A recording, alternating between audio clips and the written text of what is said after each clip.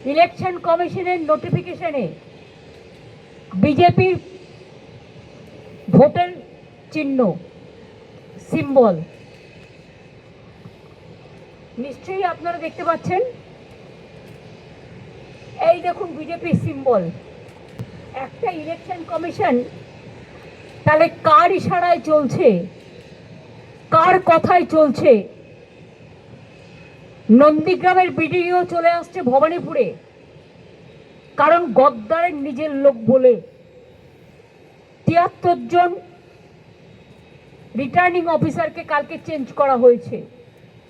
এর আগে chief secretary থেকে, হোম সেক্রেটারি থেকে, ডিজি থেকে, সিপি থেকে প্রায় ৬০-৭০ জন আইএস আইপিএসকে বাংলায় যারা কাজ করে বাইরে পাঠিয়ে দেওয়া হয়েছে।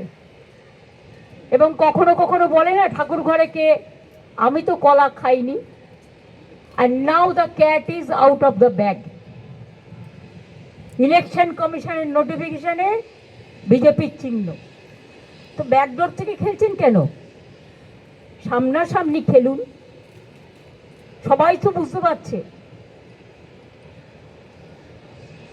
কালকে মধ্যরাত্রে এসআইআর লিস্ট কেন বেরোবে?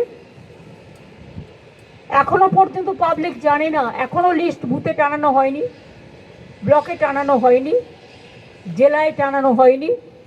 কালকেও 2 জন আত্মহত্যা করেছে, তার আগেও 2 জন আত্মহত্যা করেছে, প্রায় 220 জন মানুষের মধ্যে মারা গেল। এত ভয়টা কিসের? আর যেটুকু নাম উঠেছে সেটাও মনে রাখবেন আমার কোর্টে কেস করার জন্য। লিস্টটা বের করতে ভয় কেন? নিশ্চয়ই তার মধ্যে স্বচ্ছতা নেই।